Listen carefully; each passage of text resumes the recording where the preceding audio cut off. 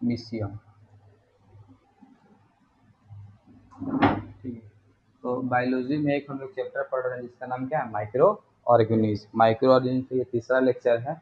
YouTube पे तो आपको ये सब का वीडियो नहीं मिलेगा, आप बच्चे कम हैं तो रिकॉर्ड कर रहे हैं। आइए, तो पैरामीशियम के बारे में देख रहे थे। तो पैरामीशियम क्या है, तो पैरामीशियम का पहले जाने हम लोग निवास स्थान। क्या जाने, निवास स्थान। ये निवास कहाँ करता है, तो तालाब में करता है, गंदे जल में करेगा, गंदे जल में करेगा, जहाँ पे पानी जमा हुआ है वहाँ पे करता है, ठहराव पानी में करता है। ठीक है ना, बहता हुआ पानी में पैरामीशियम आपको नहीं मिलेगा, बहता हुआ पानी में पैरामीशियम आपको नहीं मिलेगा। पैरामीशियम जो है परपोषण है। पैरामीशियम कैसा है, परपोषण है। परपोषण यानी हेटेरोट्रॉपिक है, और इसके भोजन की विधि को, भोजन के विधि को क्या कहते हैं, हेलियोजोइक कहते हैं। भोजन की विधि क्या कहते हैं, हेलियोजोइक कहते हैं। ठीक है ना। पैरामीशियम में एक सेल होता है जिसका नाम है फूड वैक्यूल्स। क्या नाम है, फूड वैक्यूल्स। और यहीं पे इसका भोजन क्या होता है, पाचन होता है। यहीं पे इसका भोजन क्या होता है, पाचन होता है। अगर बात करें इसका पैरामीशियम की आकृति का, तो पैरामीशियम एक चप्पल के जैसा देखने में लगता है। पैरामीशियम कैसा देखने में लगता है, चप्पल के जैसा देखने में लगता है, और किनारे किनारे इस तरीके से कांटे जैसा कुछ आपको देखने को मिलेगा, जिसको क्या कहते हैं, सीलिया कहते हैं। क्या कहते हैं, सीलिया कहते हैं। और इसी सीलिया की मदद से क्या करता है, ये चलता है। तो पैरामीशियम किसके मदद से चलता है, सीलिया की मदद से चलता है। पैरामीशियम किसके मदद से चलता है, सीलिया की मदद से चलता है। इसके बाद अगला जो पढ़ रहे हैं, और ये सब किस जगत में आता है, सब प्रोटिस्टा जगत में आता है। किसमें जगत, किस जगत में आता है, प्रोटिस्टा जगत में आता है। किस जगत में आता है, प्रोटिस्टा जगत में आता है, प्रोटिस्टा जगत में आता है। मोनेरा वाला हम लोग सारा देख ली। मोनेरा के अंतर्गत बैक्टीरिया, मोनेरा के अंतर्गत क्या आता है, और प्रोटिस्टा में आता है प्रोटोजोआ। प्रोटिस्टा में क्या आता है, प्रोटोजोआ। तो पैरामीशियम भी एक प्रकार का क्या है, प्रोटोजोआ। पैरामीशियम भी एक प्रकार का क्या है, प्रोटोजोआ। इतना ध्यान दीजिएगा। मैंने प्रोटिस्टा और मोनेरा में एक ही चीज खासियत है, एक चीज खासियत ये है कि दोनों एक कोशिकीय होता है। दोनों क्या होता है, एक कोशिकीय होता है। लेकिन डिफरेंस ये है कि मोनेरा में प्रोटोजोआ आते हैं, और मोनेरा में क्या आते हैं, प्रोटोजोआ आते हैं। सॉरी, मोनेरा में बैक्टीरिया आते हैं। मोनेरा में क्या आते हैं, बैक्टीरिया आते हैं। और प्रोटिस्टा में क्या आते हैं, प्रोटोजोआ। मोनेरा में क्या आते हैं, बैक्टीरिया आते हैं। प्रोटिस्टा में क्या आते हैं, प्रोटोजोआ आते हैं। अगला प्रोटोजोआ की बात करें तो जिसका नाम है प्लाज्मोडियम नाम है। क्या नाम है, प्लाज्मोडियम नाम है, प्लाज्मोडियम। ठीक है ना, प्लाज्मोडियम नाम है। ठीक है, तो प्लाज्मोडियम क्या है, तो प्लाज्मोडियम भी एक परजीवी प्रोटोजोआ। प्लाज्मोडियम भी क्या है, परजीवी प्रोटोजोआ, परजीवी प्रोटोजोआ है। ये भी एक, क्यों प्रोटोजोआ इसको बोल रहे हैं, प्रोटोजोआ क्यों बोल रहे हैं बताओ। अरे क्योंकि ये प्रोटिस्टा जगत के अंतर्गत आता है, इसीलिए इसको प्रोटोजोआ बोलते हैं। देखो देखो, ये परजीवी होता है ना, ये दो तरीके से अपना जीवन यापन, देखो कैसे कैसे समझना। परजीवी प्रोटोजोआ, एक मच्छर का नाम सुने हो, एक मच्छर है जिसका नाम है एनोफिलीज मच्छर। क्या नाम है, एनोफिलीज मच्छर। यही मच्छर को काटने से क्या होता है पता है, मलेरिया डेंगू डेंगू हो जाता है। एनोफिलीज मच्छर एक होता है मानव में, तो किसमें, मानव। सुनना ध्यान से, एनोफिलीज और मानव जो प्लाज्मोडियम होता है, मानव इसका प्रधान भोजन होता है। मानव इसका क्या होता है, प्रधान पोषक कहा जाता है। मानव को क्या जाता है, प्रधान पोषक कहा जाता है, प्रधान पोषक कहा जाता है, प्रधान पोषक कहा जाता है, प्रधान पोषक कहा जाता है। और एनाफ्लीज एनाफ्लीज एनाफ्लीज को कहा जाता है माध्यमिक पोषक कहा जाता है। क्या कहा जाता है, माध्यमिक पोषक कहा जाता है, माध्यमिक पोषक कहा जाता है, माध्यमिक पोषक कहा जाता है। ठीक है ना। और ये माध्यमिक पोषण इसलिए एनाफ्लीज होता है मच्छर से, मच्छर में होता है। किसमें होता है, मच्छर में होता है। ठीक है ना, किसमें होता है, मच्छर। मच्छर में भी कहा, तो मच्छर का लार देखे हैं, तो मच्छर के लार में पाया जाता है, मच्छर के लार में, मच्छर के लार में पाया जाता है। ठीक है ना। और ये जो ये मानव में भी पाया जाता है, मानव में भी पाया जाता है। तो मानव में कहा, रक्त देखे मानव का, मानव का ब्लड होता है, तो मानव के रक्त में पाया जाता है। और किस अवस्था में होता है, तो उसको बोलते हैं मेरोजोइक। क्या बोलते हैं, मेरोजोइक बोलते हैं, मेरोजोइट बोलते हैं, सॉरी जोइक नहीं, मेरोजोइट बोलते हैं। क्या बोलते हैं, मेरोजोइट बोलते हैं, मेरोजोइट बोलते हैं। और इसमें जो पाया जाता है तो इसको बोलते हैं, इस अवस्था को बोलते हैं सेप्रोजोइट बोलते हैं। क्या बोलते हैं, सेप्रोजोइट बोलते हैं। क्या बोलते हैं, सेप्रोजोइट सेप्रोजोइट बोलते हैं, सेप्रोजोइट। तो मानव में जिस अवस्था पाया जाता है उसको बोलते हैं मैरोजोइट, और इसमें जिस अवस्था पाया जाता है उसको क्या बोलते हैं, सेप्रोजोइट बोलते हैं, सेप्रोजोइट बोलते हैं, ठीक है ना, सेप्रोजोइट बोलते हैं, ठीक है ना।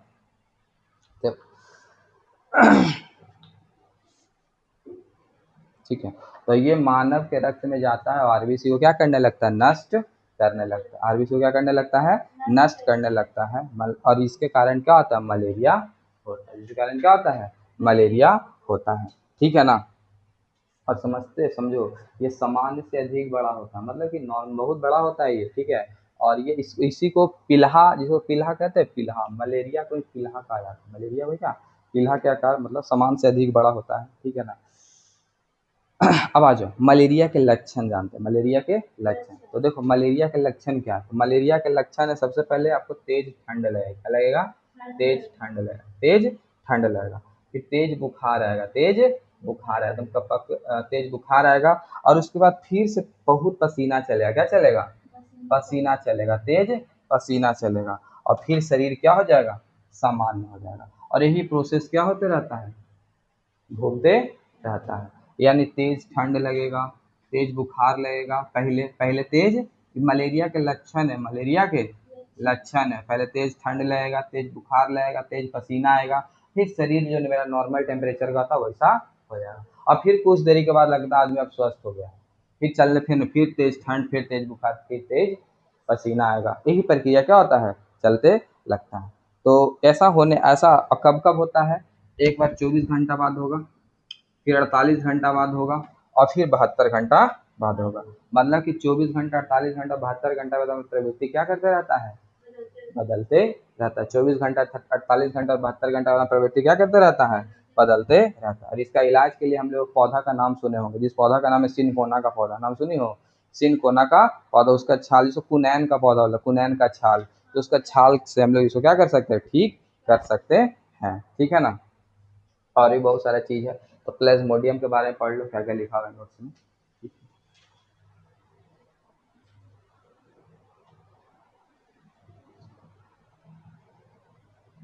देखे नोट्स थोड़ा, ठीक, हाँ। तो यही है प्रोटोजोआ, आरबीसी, आरबीसी में क्या होता है, मैरोजोइंट अवस्था में होता है, तथा आरबीसी के हीमोग्लोबिन को क्या कर देता है, ये नष्ट कर देता है, हीमोग्लोबिन रक्त को क्या कर देता है, खत्म, आरबीसी को क्या कर देता है, खत्म। मलेरिया के रोग कंपन के साथ बुखार आता है ना, रक्त में आरबीसी को कमी, और पीला का आकार काफी क्या हो जाता है, बढ़ जाता है। इस प्रकार रोग हेतु टीका नहीं बना है, ठीक है, इस प्रकार के रोग हेतु कोई टीका होगा नहीं।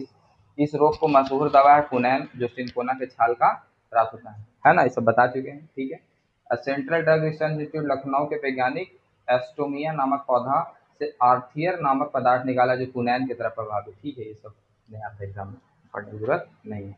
चलो अब आज एक बीमारी है जिसका नाम है लिस्मैनिया, क्या नाम है, लिस्मैनिया।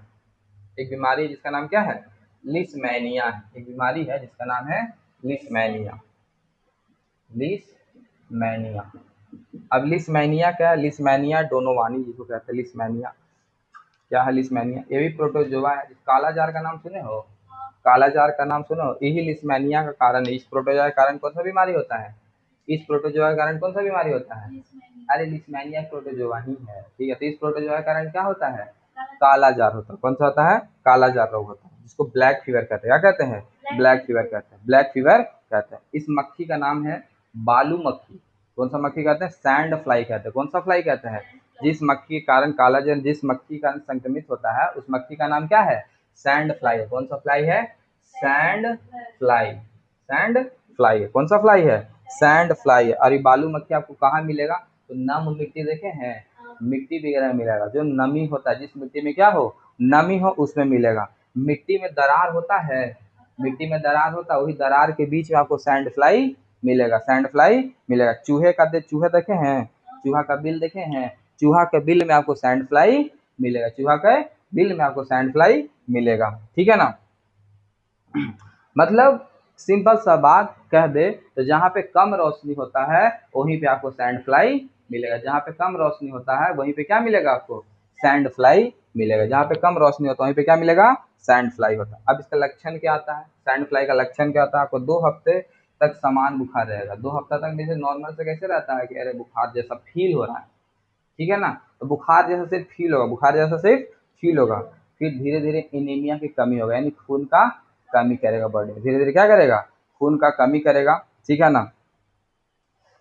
और फिर अचानक से भूख लगना क्या हो जाएगा, बंद हो जाएगा। ये किसका लक्षण है, लिस्मेनिया से होने वाली बीमारी जिसका नाम है काला जार, जिसको बोलते हैं ब्लैक फीवर, जो किस मक्खी के कारण होता है, सैंड फ्लाई मक्खी के कारण होता है। और इस रोग का उपचार भी है, आप डॉक्टर से मिलिए, उपचार कर देगा। तो बात समझ में आया, सैंड फ्लाई, ठीक है ना। इसके बाद है ट्रिप्टिस, क्या है इसके बाद, ट्रिपैनोसोमा, ट्रिपैनोसोमा, ट्रिपैनोसोमा,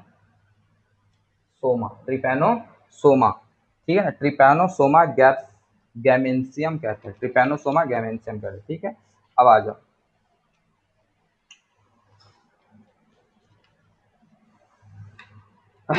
देखो ट्रिपैनोसोमा कहाँ पाया जाता है, तो मनुष्य के रक्त में पाया जाता है। कहाँ पाया जाता है, ये वाला जो प्रोटोजोआ है कहाँ पाया जाता है, मनुष्य के रक्त में पाया जाता है, ठीक है ना। और इसके कारण पता है क्या होता है, इस प्रोटोजोआ के कारण आदमी को स्लीपिंग सिकनेस का बीमारी होता है, स्लीपिंग सिकनेस का बीमारी, यानी सोने का बीमारी क्या होता है उसके अंदर, फैल जाता है। सोने का बीमारी उसके अंदर क्या होता है, मतलब वो ज्यादा सोएगा व्यक्ति, अगर नींद तुमको बहुत ज्यादा आ रहा है तो किसके कारण आ रहा है, ट्रिपैनोसोमा के कारण होता है, ट्रिपैनोसोमा के कारण होता है, ट्रिपैनोसोमा के कारण होता है। ये भी एक प्रोटोजोआ, ये भी एक प्रोटोजोआ, मानव के रक्त में पाया जाता है। कहाँ पाया जाता है ये, मानव के रक्त में, मानव के रक्त में पाया जाता है, मानव के रक्त में पाया जाता है। और पता है किस मक्खी के कारण होता है, मक्खी के, सीसी मक्खी के कारण, किसी मक्खी, कौन मक्खी के कारण होता है, सीसी मक्खी के कारण होता है। किस मक्खी के कारण होता है, सीसी फ्लाई, सीसी फ्लाई के कारण होता है। कौन सा बीमारी,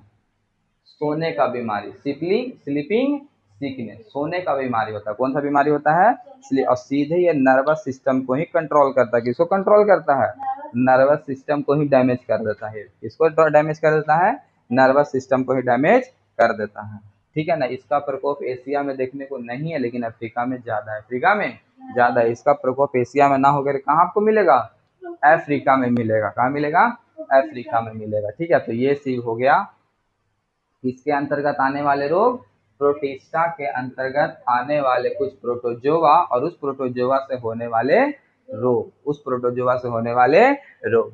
इससे पहले वाले क्लास में कौन सा पढ़े थे हम लोग, यूग्लिना के बारे में पढ़े थे। किसके बारे में पढ़े थे, यूग्लिना के बारे में पढ़े थे। आज हम लोग देखें पैरामीशियम के बारे में, देखें प्लेज्मोडियम के बारे में, देखें लिस्मेनिया के बारे में, देखें और ट्रिप्टिसोमा के बारे में देखे हैं, ठीक है ना। पैरामीशियम कहाँ मिलेगा, तो गंदा तालाब ये सब में मिलेगा। प्लेज्मोडियम जो होता है मच्छर में पाया जाता है और मच्छर से फिर प्रवेश करता है कहाँ, मानव में, ठीक है ना। फिर इसमें क्या, इससे क्या होता है, तो इससे होता है तुमको मलेरिया, इससे होता है क्या, एनाफिलीज होता है, एक माध्यमिक है जो एनाफिलीज है, एनाफिलीज है। इसमें पहले तेज ठंड बुखार, फिर तेज पसीना आएगा, फिर है ना इस तरीके का। अब 24 घंटा 48 घंटा 72 घंटा के अंदर ये अपना रूप क्या करता है, लिस्मेनिया सैंड फ्लाई मक्खी के कारण होता है, सैंड फ्लाई मक्खी के कारण होता है, सैंड फ्लाई के कारण होता है, ठीक है ना। कहाँ पाया जाता है, तो जहाँ पे रोशनी कम हो वहीं पे ये ज्यादा पाया जाता है। ट्रिप्सोमा से क्या बीमारी होता है, तो ट्रिप्सोमा से आपको सोने का बीमारी होता है। कौन सा, किस मक्खी के कारण होता है, सीसी फ्लाई के कारण होता है। किस फ्लाई के कारण होता है, सीसी फ्लाई के कारण होता है। तो इतना बात को क्या करना है, याद रखना। अब आइए फंगी किंगडम, किस किंगडम के बारे में आता है, फंगी किंगडम। देखिए फंगी किंगडम एक कोशिकीय भी होता है और बहुकोशिकीय भी होता है। फंगी किंगडम एक कोशिकीय भी होगा और बहुकोशिकीय भी होगा, मतलब दोनों होते हैं। जैसे ईस्ट का नाम सुने हैं, ईस्ट का नाम सुने हैं, ईस्ट एक कोशिकीय होता है, लेकिन उसी में एक होता है मशरूम का नाम सुने हैं, मशरूम, मशरूम बहुकोशिकीय होता है। मशरूम क्या होता है, लेकिन ये दोनों आता है किस में, फंगी में आता है। किसमें आता है, फंगी में आता है। यानी फंगी किंगडम जो होता है, फंगी किंगडम जो होता है एक कोशिकीय भी होता है और बहुकोशिकीय भी होता है। फंगी किंगडम एक कोशिकीय भी होता है और बहुकोशिकीय भी होता है। जैसे एग्जांपल में हमने ईस्ट को देखा और किसको देखा, मशरूम को देखा। तो ईस्ट हो गया एक कोशिकीय, ईस्ट क्या हो गया, एक कोशिकीय, और मशरूम क्या हो गया, बहुकोशिकीय हो गया, ठीक है ना। और जितने भी हम एक चीज बताए हैं, जितने भी आपको कवक मिलेंगे, जितने भी सब कवक मिलेंगे, सब यूकैरियोटिक सेल के बने होंगे। सब किस सेल के बने होंगे? यूकैरियोटिक सेल के बने होंगे। जितने भी आपको फंगी मिलेंगे सब किस कौन से सेल के बने होंगे? यूकैरियोटिक सेल के। जितने भी आपको फंगी मिलेंगे सब कौन से सेल के बने होंगे? यूकैरियोटिक सेल के बने होंगे। कौन से कैरियोटिक? यूकैरियोटिक। बताओ तो यूकैरियोटिक का आपको लक्षण बताओ तो। ये विकसित होता है, इसमें केंद्रक पाया जाता है ना।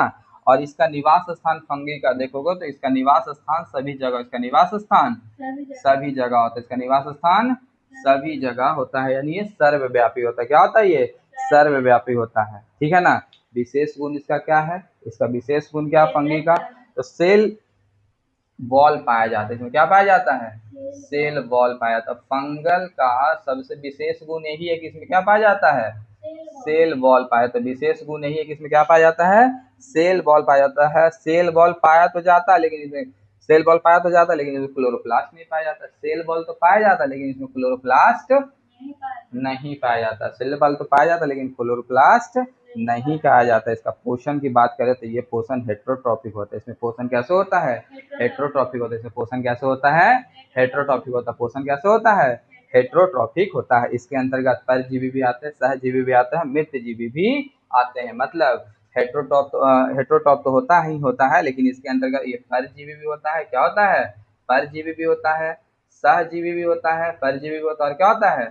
सहजीवी भी होता है और मृतजीवी भी होता है। मृतजीवी भी होता है, ठीक है ना।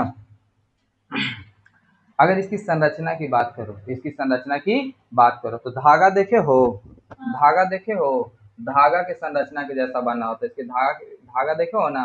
धागा की संरचना से निर्मित होता है, जिसको बोलते हैं क्या लिखा हुआ? मिसलेनियस लिखा हुआ, क्या लिखा हुआ है? माइक्सलेनियस क्या है?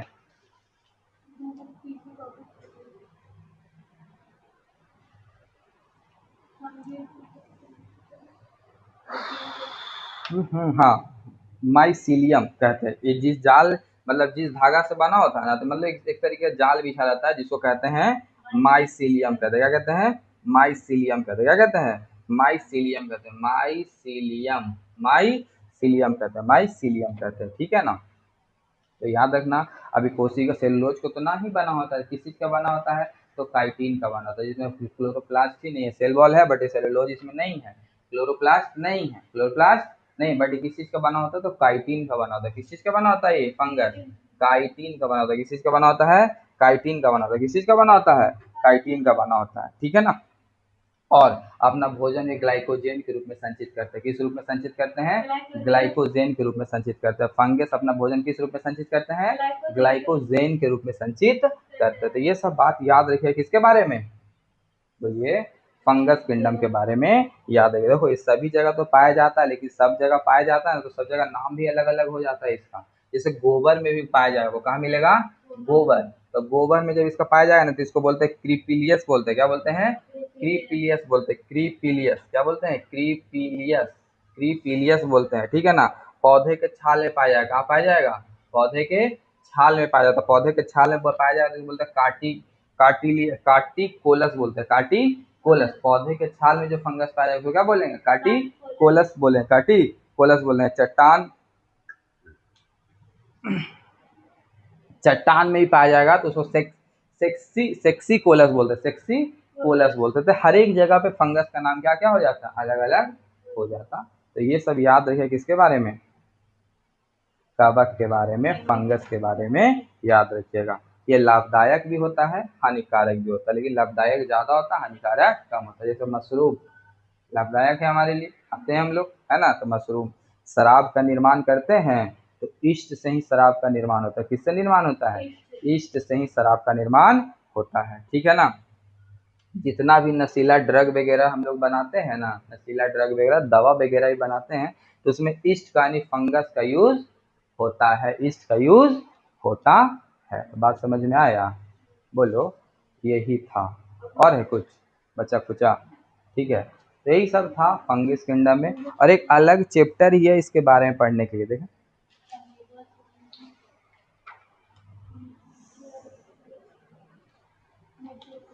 अमीबा ये सब तो नॉर्मल है, दांत मसूड़ा ये सब खराब कर देता है ना। एंट अमीबा जिसको बोलते हैं।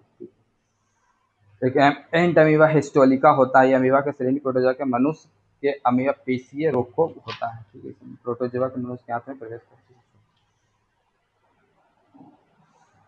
ठीक है, तो यही था आपका क्या है।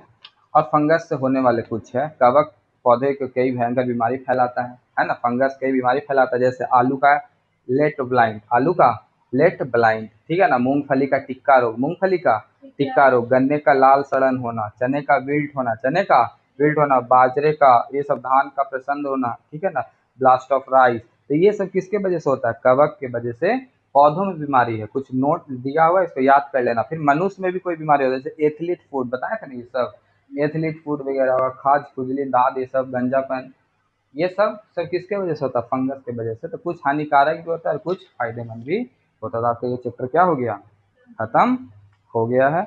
और अगला चैप्टर हम लोग न्यूट्रिशन के बारे में पढ़ेंगे, ठीक है ना, न्यूट्रिशन या फिर रिस्पिरेशन प्लांट देखेंगे, जो भी है चैप्टर उसके बाद पढ़ेंगे, ठीक है।